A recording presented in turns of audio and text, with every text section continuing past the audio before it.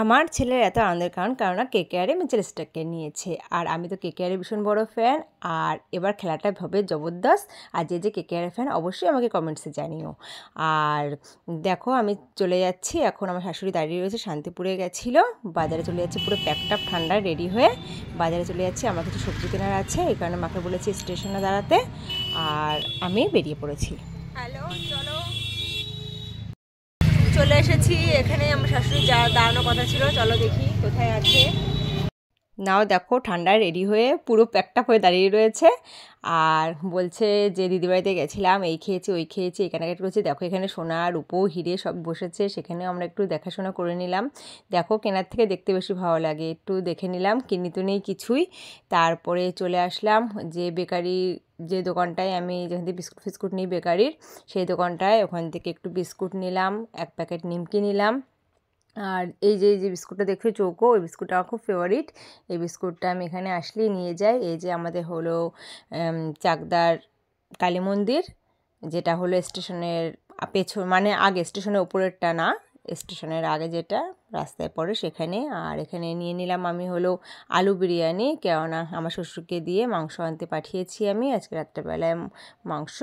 আর ভাত একটু কম হয়ে যেতে পারে, রাত্রেবেলা ভাত আর করবো না, ওই জন্য একটু আলু বিরিয়ানি নিয়ে নিলাম। আর এই দেখো আমার শ্বশুর মাংস নিয়ে চলেও এসছে, আমি ধুয়ে পরিষ্কার করে রেখেছি। মাংসের জন্য 3টে আলু নিয়ে নিয়েছি, বেশি আলু দেবো না, কারণ হলো আমার যারা বাড়িতে নেই, আমরা এই 5 জন রয়েছি বাড়িতে, আর রাতের জন্যই শুধু করছি, অল্পই মাংস এনেছি। আর পেঁয়াজও বেশি দেবো না, কারণ হলো পেঁয়াজ বেশি দিলে মিষ্টি হয়ে যায়। আর তোমাদের বলাই হয়নি, তোমরা যারা আমাকে সাবস্ক্রাইব করেছো তাদেরকে অনেক অনেক অনেক থ্যাঙ্কস। তোমরা আমাকে এভাবেই ভালোবাসা দাও, তোমার আপনজন করে নিয়েছো, এর জন্য তোমাদেরকে অসংখ্য ধন্যবাদ। মানে তোমার ধন্যবাদ বললে মানে ছোট করব না।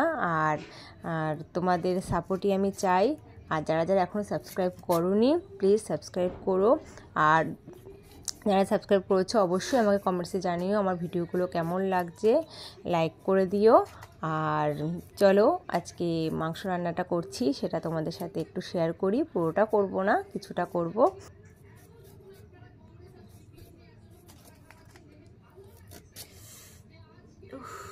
মশলাটা করে নিচ্ছি, আর পেঁয়াজটা বন্ধুরা কি ঝাঁজ, আমার চোখ দেখে নিশ্চয়ই বুঝতে পারছো, দেখো কি পরিস্থিতি আমার, পেঁয়াজটা ভীষণ পরিমাণে ঝাঁজ।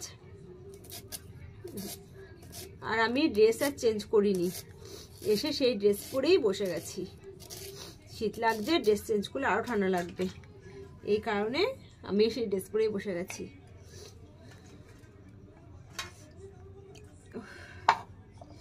চোখ দিয়ে জল বেরিয়ে যাচ্ছে, আর এভাবে আমার চোখে মানে বেশি ইয়ে লাগে, রোদের তাপ লাগলে চোখ দিয়ে ফট করে জল বেরিয়ে যায়।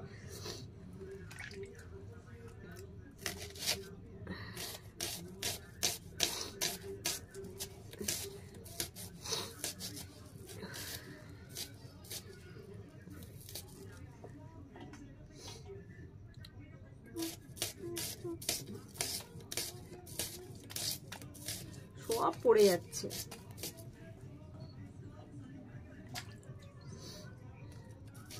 নতুন আলু দিয়ে দেখবে মাংসের ঝোল রান্না করলে সেটা ফ্লেভার কিন্তু আলাদা রকম হয়, বলো, সেই টেস্টটা একটা আলাদা রকম টেস্ট, আমার তো ভীষণ ভালো লাগে। লাইটটা একটু অন্যদিকে লাগাতে হবে, আর লাইটটা অন্য লাইটও লাগাতে হবে, কারণ অন্ধকার আসছে না, বলো।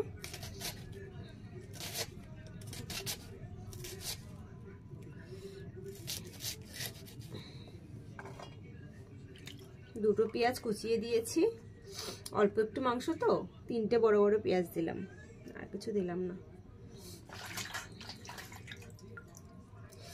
এই টমেটো আমার শ্বশুর একদম অপছন্দ করে, বলে সব রান্নায় টমেটো লাগে, শুধু মাংসে দেবে টমেটো। আর যদি দেখো 2টো টমেটো দিচ্ছি, তা তো বলে বাবা শুধু টমেটো দিয়ে রান্না করো, কিন্তু আমার টমেটো ভীষণ ভালো লাগে, যেভাবে দেবে সেভাবেই ভালো লাগে আমার টমেটো।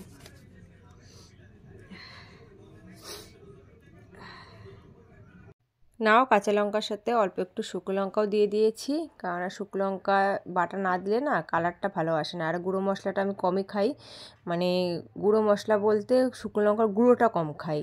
আর জিরের গুঁড়ো ধনের গুঁড়ো তো খেতেই হয় কিছু কিছু সময়, কেননা সবসময় বাটি অল্প মশলা অল্প কিছু রান্না করলে, অল্প মশলা কিছু রান্না করলে তখন বাটিটা পাওয়াটা সম্ভব হয় না সব সময়। আর জিরের গুঁড়ো ধনের গুঁড়ো দিয়ে অল্প একটু মশলা দিয়ে ঘষে দিই ঘষণিতে, তাহলে হয়ে যায় এই কারণে।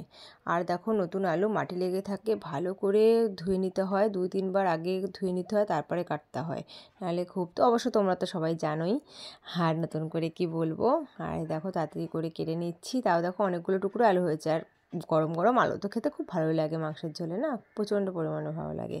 আর এদিকে আমার শ্বশুর এসে বকবক করেই যাচ্ছে আমার সাথে, হ্যাঁ মাংস আনতে গেছিলাম, এই হয়েছিল এই হয়েছিল, যেখানেই যা হবে এসে একভাবে বকবক করতেই থাকবে ননস্টপ। যখন বলবে না কথা একদমই বলবে না, যখন বলতে থাকবে একভাবে বলতে থাকবে। আর এদিকে আমার ছেলে 4-5 বার আসা হয়ে গেল, মানে মাংস আনা বাড়িতে মাত্র সারা, ধোয়াও হবে না, তার মধ্যে কতবার আসা যাবে, মা কষা হয়েছে কষা হয়েছে, বলো খাসির মাংস কষা কতটা ভালো লাগে, আর সবসময় সেদ্ধও হয় না ঠিক মতো। আর খাসির মাংস কষা খেতে গেলে অনেকটা সময়ও চলে যায়, কেননা ঢেকে ঢেকে কষাতে হয়। তাহলে এখানে অল্প একটু কষিয়ে প্রেসার কুকারে দিয়ে রান্না করবো, তাড়াতাড়ি করে রাত হয়ে গেছে, তা না ওকে কষা দিতেই হবে, বারবার এসছে ওই আমাকে একটু কষা দাও মা কষা দাও। আর দেখো আমার এদিকে মশলা ফসলা করে নেবো এখন। আর এই যে আমার হাজব্যান্ডকে বললো আমার বান্ধবী যেতে, আমার বান্ধবীর বর এসেছিলো রাস্তায় মোড়ে, সেখানে দিয়ে গেল, দেখি কি দিয়েছে, বলছে দেখ তোর জন্য পাঠালাম, মানে আমার ছেলের জন্য, তোর জন্য তোদের জন্য পাঠালাম, আর বিশেষ করে আমার ছেলের জন্য, দেখি কি পাঠিয়েছে। আর দেখো প্লাস্টিকের মধ্যে লবণ লঙ্কা সব দিয়ে দিয়েছে যাতে হাওয়া বাতাস না লাগে। এগুলো অবশ্য আমিও করি, আমি যখনই দিই কাউকে কিছু আমিও এই জিনিসটাই করে দিই যাতে হাওয়া বাতাস না লাগে। এখন মানে না অনেকেই কিছু, কিন্তু মানতে হয়। ও চিকেন কষা পাঠিয়েছে, আর আমার ছেলে তো ভীষণ খুশি দেখে, বলছে মা আমাকে এখনই দাও, তুমি তো রাত্রেবেলা মাটন রান্নাই করছো, রাতের বেলা ভাত দিয়ে খাবো না, এখনই এটা আমাকে কষা দাও। তারপরে আমি তাহলে ভালোই হলো, আমার মাটন কষাটা দিতে হলো না, চিকেনটা দিয়েই হয়ে গেল, ওকে দিয়ে দিয়েছি, ও আর ওর বাবা খাচ্ছে। আর এই দেখো আমার মটন কষানো হয়ে গেছে, এবার প্রেসারে দেবো, প্রেসার কুকারে দিয়ে 2-3টে সিটি দিলেই হয়ে যাবে। আমার মাংস অনেকে আবার বলে শক্ত শক্ত খায়, আমারও বাবার বাড়িতেও একটু শক্ত শক্ত খায়, কিন্তু আমার মাটন একটু নরম না হলে, একদম নরম হবে, আমি হাড়টা চিবোতে পারবো, তবেই তো মজা আসে। আর ওই শক্ত হয়ে থাকলে হাড়টা চেপানো যায় না, খুব অসুবিধা হয়। আর এই কড়াইতেই গরম রয়েছে, গরম কড়াইতেই জল দিয়ে দেবো, কেননা কাঁচা জলটা দিলে না যে কোনো মাংসতে দেখবে, বা মাছের ঝোলেও তোমরা যদি পারো একটু গরম জল করে দিলেই ভালো হয়। আর আমি একটু গরম জল করেই দিই, এই কড়াইতেই মশলাটাও একদম হয়ে গেল, ওয়েস্ট হলো না, ওতেই গরম জলটা করে এতে দিয়ে দেবো, দিয়ে 2-3টে সিটি দেবো, দিয়ে দেখো আমার মাংসটা রেডি অলরেডি। এবার খুলি দেখি কেমন হয়েছে, দেখো তো কেমন হয়েছে, অবশ্যই কমেন্টসে জানিও, হ্যাঁ কেমন লাগছে দেখে তোমাদের।